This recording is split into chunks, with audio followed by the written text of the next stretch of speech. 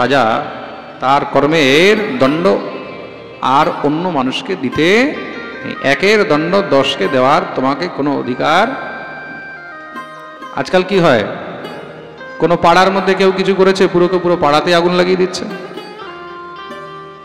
বাংলাদেশে গিয়ে দেখুন, পাকিস্তানে গিয়ে দেখুন, কোনো হিন্দুর ঘরে যদি ভুলে কেউ কোনো কিছু ভুল করে দিল, তো মুসলমানরা কি করে, সেই হিন্দুর ঘর নয়, ওই হিন্দুদের পুরো পাড়া একদম জ্বালিয়ে ছাই করে দেয়, মানুষকে ধরে ধরে কাটা আরম্ভ করে দেয়। এগুলো আসরিক প্রবৃত্তি, এগুলো অসুরদের কাজ। ওদেরকে বাহানা চায়, বায়না চাই যে কি করে একজনের নাম দিয়ে আমরা 100 জনকে মেরে ফেলতে পারি। এগুলো হলো রাক্ষসদের কাজ। ধ্রুব, এটা তোমার কর্ম নয়, তুমি একজন ভক্ত, ছাড়ো এগুলো সব, পরিত্যাগ। শ্রী ধ্রুবজি মহারাজ সঙ্গে সঙ্গে যুদ্ধ বন্ধ করে দিলেন। মনের মধ্যে বিরক্তি এসে গেল, বৈরাগ্য এসে, আমি কাজটা ঠিক করিনি। ধ্রুবজি মহারাজ তখন নিজের পুত্র, ছোট পুত্রকে রাজ্য দিয়েছেন, কেন বড় পুত্র সেও তপস্যা করতে বনে চলে গেছে। ধ্রুবজি মহারাজ রাজ্যপাট সব পরিত্যাগ করে দিয়ে বদ্রিকাশ্রমে গিয়ে, সেখানে বদ্রীনাথে গিয়ে ভগবানের ভজন করছেন। একদিন স্বয়ং কাল এসে উপস্থিত হয়েছে, কেন ধ্রুবের 36,000 বৎসর পূর্ণ হয়ে গেছে ভূমণ্ডলে। স্বয়ং কাল এসে বলছেন, মহারাজ আপনাকে এখন যেতে হবে। ধ্রুব বললেন, তাহলে নিয়ে চলো। কাল মানে কি? মৃত্যু। তো মৃত্যু বলছে, আপনাকে নিয়ে যাওয়ার সামর্থ্য আমার মধ্যে নেই, কেন আপনাকে আমি স্পর্শ করতে পারবো না। শ্রী ধ্রুবজি মহারাজ বললেন, তাহলে কি করে যাব? বলে, আপনি সশরীর এই ধরাধাম পরিত্যাগ করবেন, আপনার জন্য বৈকুণ্ঠ ভগবান বিমান পাঠিয়েছেন। শ্রী ধ্রুবজি মহারাজ সশরীর বিমানে গিয়ে উপস্থিত হলেন। বিমানে ওঠার সময় কাল কি বলছে, মহারাজ আপনি বিমানে উঠবেন তো একটা কাজ করুন, আমার মাথায় চরণ রেখে আপনি বিমানে। ধ্রুব বললেন, তুমি তো বললে যে আমি স্পর্শ করতে পারবো না, আর এখন বলছো মাথায় চরণ রেখে উঠো। তা কাল বলছে, প্রভু আমি স্পর্শ করতে পারবো না, কিন্তু আপনি তো কৃপা করে আমাকে স্পর্শ করতে পারবেন।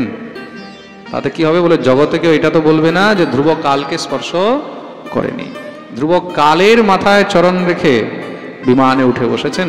ভগবান তাকে একটি দিব্য লোক দিলেন, সেই লোকের নামই হলো ধ্রুবলোক। আর আজও শ্রী ধ্রুবজি মহারাজ সেই ধ্রুবলোকে বিরাজমান রয়েছেন। বলিয়ে ধ্রুবজি মহারাজ কি জয়। সশরীর কিন্তু এই ধরাধাম সবাই পরিত্যাগ করতে পারেননি। সশরীর কে কে মহারাজ করেছেন? সশরীর করেছিলেন শ্রী ধ্রুবজি মহারাজ।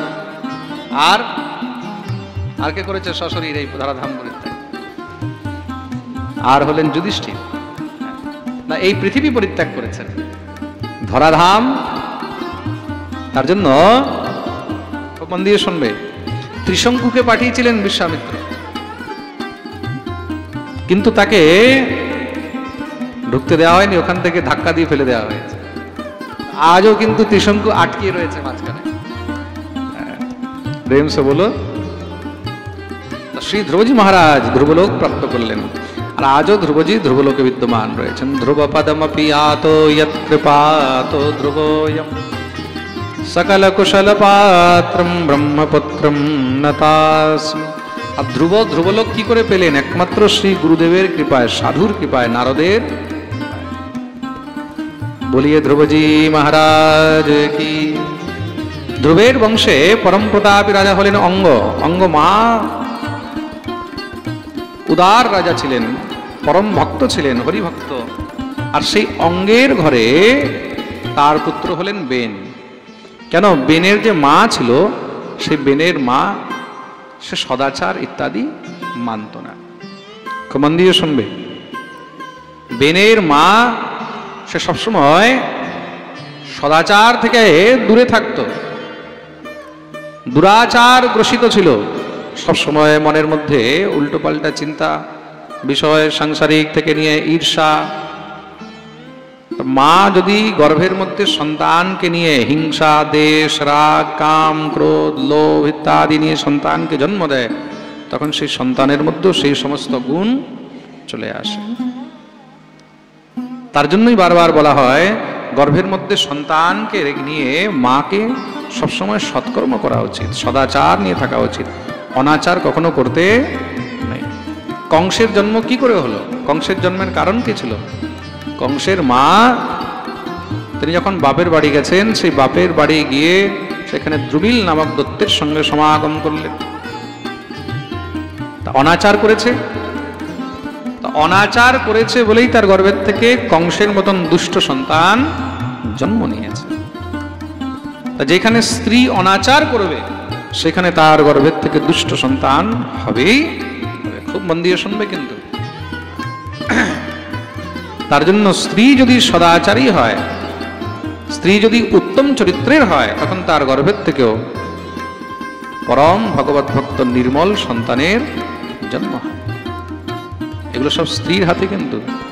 হ্যাঁ, অনেকে মনে করবে যে পিতার ভাগ্যে, না না না না, পিতার ভাগ্যে কি হবে? পুত্র তেজিয়ান হবে, বলবান হবে, কিন্তু সৌম্য শান্ত স্থির ধীর ভগবত ভক্ত, এটা পিতার ভাগ্যে নয়, এটা মাতার চরিত্রে হবে। রাবণের বাবা কে ছিল? মহামণি বিশ্বশ্রবা। বিশ্বশ্রবার মতন নৈষ্ঠিক সাধু, নৈষ্ঠিক ব্রাহ্মণ, তিনি ত্রিকাল সন্ধ্যা করেন, ভগবত সেবা পূজা যজ্ঞ নিত্য হোম করেন। অগ্নিহোত্রী ব্রাহ্মণ, যে নিত্য হোম করেন এমন ব্রাহ্মণ, তার গৃহে রাবণের মতন দুষ্ট সন্তান জন্ম নিয়েছে। তার কারণ কি? কারণ হলো মায়ের চরিত্রের কারণে, মাতার চরিত্রের কারণে। আর হিরণ্যকশিপুর ঘরের মধ্যে পরম ভক্ত প্রহ্লাদ জন্ম নিয়েছে কিসের জন্য? কয়াধুর মতন পরম ভক্তিমতী স্ত্রীর কারণে, কয়াধুর মতন ভক্তিমতী নারীর কারণে। স্ত্রী যদি ভক্তিমতী হয় তার সন্তানের মধ্যেও ভক্তির লক্ষণ দেখা যাবে। প্রেম সে বলো। তার জন্য এই বেন মহা অত্যাচারী হলো। তার অত্যাচারে সব ত্রস্ত হয়ে গেছে। কেন? কেউ হরিনাম করছে, যজ্ঞ করছে, গিয়ে তাদেরকে বধ করে দেয়, বন্দী বানিয়ে নেয়। ঋষিমুনিগণ কুপিত অভিশাপ দিয়ে দিলেন, হান্যতাম হান্যতাম এষ পাপঃ প্রকৃতিদারুণঃ। বেনের মৃত্যু হয়ে গেল। বেনের যখন মৃত্যু হয়েছে চারদিকে হাহাকার হয়ে গেছে। কেন? এখন রাজা নেই, প্রজা উচ্ছৃঙ্খল হয়ে গেছে, চুরি ডাকাতি হত্যা লুট অপহরণ সব বেড়ে গেছে। ঋষিমুনিগণ চিন্তিত হয়ে গেলেন। তখন তারা কি করলেন? বেনের সেই মৃত শরীরকে ঔষধিযুক্ত তেলের মধ্যে রেখে, আহা যা তেলের ঝাঁঝ আসছে, তেলের নাম নিতে তেলের ঝাঁঝে পুরো নাক ভরে গেছে। অ্যাডজাস্টমেন্ট নেই ওটার ভিতরে। ও আচ্ছা, এটাই হচ্ছে প্রেম সে বলো। আরো দিয়েছে সর্ষার তেল, পুরো একদম ঝাঁঝ উঠে যাচ্ছে চোখে নাকে মুখে। বলিয়ে ভক্তবৎসল ভগবান কি। সেই মহারাজ ঔষধিযুক্ত তেলের মধ্যে যখন শরীরের মন্থন করেছে, তখন মহারাজ মন্থন করার কারণে তার জাং থেকে, তার পাপের দ্বারা একটি দিব্য পুরুষ উৎপন্ন হয়েছে। তার নাম হলো নিষাদ। তাকে বনের জঙ্গলের রাজা বানানো হলো। রাজার অংশ থেকে উৎপন্ন হয়েছে তো, আর তার থেকেই যে সন্তান হয়েছে তাদেরকে কোল ভিল ইত্যাদি বলা হয় বা বনবাসী বলা হয়। শরীরের আবার মন্থন করলেন, আবার মন্থন করাতে এবার তার দেহের থেকে স্বয়ং ভগবানের অংশ থেকে এক পুরুষ আর ভগবতী লক্ষ্মীর অংশের থেকে এক স্ত্রী উৎপন্ন হলো। পুরুষের নাম হলো পৃথু আর স্ত্রীর নাম হলো অর্চি। বলিয়ে পৃথুজি মহারাজ কি। পৃথু মহারাজ যখন অবতরিত হয়েছেন, সমস্ত সব প্রজাগণ এসে পৃথু মহারাজের কাছে ক্রন্দন আরম্ভ করলেন, কান্নাকাটি শুরু করে দিয়েছেন। পৃথু মহারাজ বললেন, কি হয়েছে? বলে, আমরা সব ক্ষুধায় মরে যাচ্ছি, অসুস্থ হয়ে মরে যাচ্ছি। কেন? পৃথিবীর মধ্যে ওষুধ পাওয়া যাচ্ছে না, পৃথিবীর মধ্যে অন্ন চাষ হচ্ছে না, শাক সবজি হচ্ছে না। আমরা যা চাষ করি 100-র মধ্যে 10% হয়, 90% নষ্ট হয়ে যায়। তার কারণ কি? পৃথু মহারাজ তার জন্য পৃথিবীকে ডাকলেন, বসুন্ধরা। কিন্তু ভগবতী বসুধা যখন সামনে আসেননি, তখন পৃথু মহারাজ কুপিত হয়ে ধনুষ বাণ নিয়ে পৃথিবীকে মারার জন্য একদম উদ্যত হয়ে গেছেন, পৃথিবীকে মেরে ফেললেন। সঙ্গে সঙ্গে পৃথিবী কি করলেন? গোমাতার রূপ ধারণ করে, গরুর রূপ ধারণ করে, কস্মাৎ দধার গোরূপম ধরিত্রী বহুরূপিণী ইয়াম দুদোহ পৃথুস্তত্র কো বৎসো দোহনম চকিম। সঙ্গে সঙ্গে গরুর রূপ ধারণ করে দৌড়াতে লেগেছেন। পৃথু মহারাজ ধনুষ বাণ নিয়ে তার পিছনে পিছনে দৌড়াচ্ছেন, মেরে দেবো। কিন্তু পুরো ব্রহ্মাণ্ড ঘুরে নিয়েছে পৃথিবী, পৃথু মহারাজ পিছা ছাড়েননি। মনে রাখবেন পৃথিবী সবসময় গোমাতার রূপে বিদ্যমান থাকেন। কার রূপে? কালকে আমরা পাঠে শুনলাম পরীক্ষিতজি মহারাজ যখন নগরে বিচরণ করেছিলেন তখন ধর্ম ষাঁড়ের রূপে বসেছিল বৃষ, আর পৃথিবী গোমাতার রূপে। পৃথিবী গৌরূপা, তার জন্য যেখানে গোমাতার উপরে অত্যাচার হয় সেখানে পৃথিবী ক্রন্দন করে, আর সেই ভূমিতে সমগ্র যত জীব রয়েছে সবার বিনাশ হয়ে যায়। তার জন্য দেখবে যতগুলো মুসলিম দেশ আছে সেখানে প্রত্যেক জায়গায় কিন্তু গো হত্যা হয়, তারা গরুর মাংস খায়। আর প্রত্যেকটা মুসলিম দেশের মধ্যে আপনি গিয়ে দেখবেন অশান্তি হয়ে রয়েছে, রোজ ঝগড়া চলছে, রোজ সেখানে যুদ্ধ চলছে, রোজ শত শত লোক মারা যাচ্ছে, আজ এই অস্ত্র আজ ওই অস্ত্র, হ্যাঁ, আজ ওখানে বোম ফাটছে। সব মুসলিম দেশের মধ্যে গিয়ে দেখুন 100-র মধ্যে 100% সব একদম অস্থির হয়ে রয়েছে। কেন হয়ে রয়েছে? কেন কি ওখানে গোমাতার হত্যা হয়। তা যেই ভূমিতে গো হত্যা হয় সেই ভূমির মধ্যে সর্বথা সব নষ্ট হয়ে যায়। তার জন্য গোমাতার যত পারবে তত সেবা করা উচিত। যেখানে গোমাতা যত সুখী থাকবে সেই ভূমিতে মানুষও তত আনন্দে থাকবে। বলিয়ে গৌ মাতা কি জয়। তার জন্য গো সেবা। পৃথু মহারাজ যখন পৃথিবী আর দেখছেন যে কোথাও ঠাঁই পাচ্ছি না, পৃথু মহারাজের চরণে এসে পড়ে গেলেন, প্রভু আমি আপনার শরণে এসেছি, আমাকে ক্ষমা করো। পৃথু মহারাজ ক্রুদ্ধ হয়ে গেলেন। বসুধে ত্বাম বধিষ্যামি মৎস্যাসন পরাঙ্মুখী। বসুধা, তুই আমার কথা শুনলি না?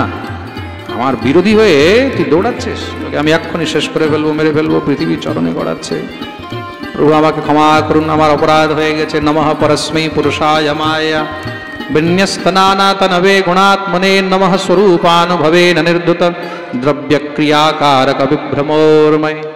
পৃথুজি মহারাজ শান্ত হলেন, হাসতে লাগলেন। যখন পৃথুজি মহারাজের মুখে হাসি এসেছে পৃথিবী এবার কি একটু শান্তি হলেন। তাহলে কি পৃথু মহারাজ পৃথিবীকে মেরে ফেলতেন? না না না, পৃথু মহারাজ পৃথিবীকে ভয় দেখাচ্ছেন। কেন? মনে রাখবে অনেক সময় ভয়ের অনেক প্রয়োজন থাকে। ভয় ছাড়া অনেক সময় মানুষ ঠিক লাইনে আসে না। তো কখনো কখনো কাউকে ঠিক রাস্তায় আনার জন্য ভয় দেখাবারও দরকার আছে। ভগবান কি করেছেন? রাবণের সঙ্গে যুদ্ধের আগে যখন সেতু নির্মাণ করছেন, তা সেতু নির্মাণের আগে সমুদ্রকে বারবার করে প্রার্থনা করছেন, হে সমুদ্রদেব রাস্তা দাও, রাস্তা দাও। সমুদ্রের মনে হচ্ছে কানের মধ্যে মহারাজ শব্দই যাচ্ছে না। সমুদ্র একবার কোনো হাঁ হুঁ কিছুই করছে না। তখন ভগবান রামচন্দ্র কুপিত হয়ে গেলেন, সঙ্গে সঙ্গে ধনুষ্বাণ নিয়ে উঠে দাঁড়িয়েছেন, চোখ লাল হয়ে গেছে। বিনয়ন মানত জলধি তব গয়ে 3 दिन बीत, প্রভু সकोप তব कहने लगे ভয় বিন होए न प्रीत। ভগবান যখনই ধনুষ্বাণ নিয়ে দাঁড়িয়েছেন এখনই সমুদ্রকে শুকিয়ে দেব, সঙ্গে সঙ্গে সমুদ্র দৌড়ে এসে ভগবানের চরণে পড়ে গেছে। তার মানে যতক্ষণ পর্যন্ত ভগবান হাত জোড় করছিলেন সমুদ্র একবারও আসেনি। যখনই ভয় দেখিয়েছে ভয়ে দৌড়ে চলে এসেছে। তার জন্য জীবনে একটু ভয় রাখারও অনেক দরকার রয়েছে। প্রেম সে বলো। তাই এখানে পৃথুজি মহারাজ পৃথিবীকে একটু ভয় দেখালেন। পৃথিবী বললেন, প্রভু বলুন আপনি কি চান। পৃথু মহারাজ বললেন, দেখো বসুন্ধরা, আগে কিন্তু পৃথিবীর নাম ছিল বসুন্ধরা। কি নাম ছিল? পৃথু মহারাজ তাকে নিজের কন্যা রূপে বরণ করলেন, স্বীকার করলেন। তা পৃথুর কন্যা বলেই নাম হলো পৃথিবী।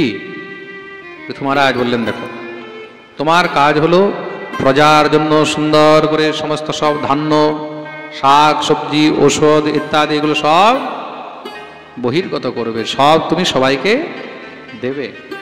পৃথিবীর গর্ভ থেকে আমরা কি করি? পৃথিবীর গর্ভের মধ্যে বীজ দিই, তখন পৃথিবী আমাদেরকে ফসল দেয়, তাই তো? তা পৃথিবীর কাজ হলো আমরা দিই একটা দিই, পৃথিবী 100টা বের করে দেয়। আপনি একটা ধান পুঁতলেন, সেই ধান থেকে ধান গাছ হলো, একটা ধান গাছ থেকে 100টা ধান বেরোবে, তাই তো? এটাই হলো নিয়ম। আপনি একটা বীজ পুঁতলেন পৃথিবীর মধ্যে, একটা আমের বীজ দিলেন, যখন আম গাছ হবে, বীজ দিয়েছিলেন, একটা ফল কয়টা ধরছে? হ্যাঁ, তাই তো? বীজ দিচ্ছেন একটা, ফল ধরছে 1000টা। তো পৃথিবীর দায়িত্ব এটা, পৃথিবীর ধর্ম এটা। তুমি পৃথিবীর মধ্যে যা অর্পণ করবে পৃথিবী তোমাকে তার থেকে 100 গুণ, 1000 গুণ, লক্ষ গুণ ফিরিয়ে। কিন্তু তুমি নিজের ধর্ম পালন করছো না। পৃথিবী বলছেন, প্রভু তাহলে মানুষের ধর্ম কি?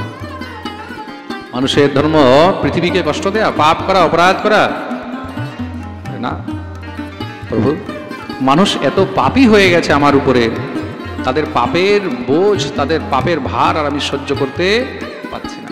তা আমার উপরে, পৃথিবীর উপরে যখন অত্যন্ত পাপ বেড়ে যায়, তখন পৃথিবীও কি ভাবে, বলে পাপীগুলো যেন মরে যায়, তাহলে কি হবে, বলে ভালো করে খেতে পারবে না, অসাধ্য রোগ হয়ে যাবে, রোগের যখন চিকিৎসা হবে না, আস্তে আস্তে সব দুর্ভিক্ষ, মহামারী, অকাল এগুলো দিয়ে শেষ হয়ে যাবে। তার জন্যই পৃথিবী কি করে, পৃথিবী সমস্ত সব বস্তু নিজের মধ্যে আস্তে আস্তে লুকিয়ে নেয়, গুছিয়ে নেয়। পৃথুজি মহারাজ বললেন, আমি তোমার কষ্ট বুঝলাম, কিন্তু এখন আমার রাজত্ব তুমি চিন্তা করবে না, সব প্রজাদের জন্য যাকে যা চাই সব তুমি এবার বের করে দাও। পৃথিবী বললেন, আমি তো গো স্বরূপা, গাভী স্বরূপা, তা আমাকে যদি দহন করতে হয় তার জন্য বাছুরের দরকার হবে, তার জন্য কেউ যদি বাছুর হয়ে আমাকে দহন করে তবেই আমি সব বের করে দিতে পারবো। পৃথুজি মহারাজ সবাইকে ডাকলেন, দেবতা, ঋষি, মুনি, গন্ধর্ব, যক্ষ, কিন্নর সবাইকে ডাকলেন, মনুষ্য, বলে যাকে যা চাই তোমাদের মধ্যে বাছুর হয়ে পৃথিবীর দহন করে নাও। সবাই এসে উপস্থিত হলেন। যক্ষ রক্ষাংসি ভূতানি পিশাচা পিশিতাসনা ভূতেশ বৎসাদুঃ কপালে ক্ষতজাসবম।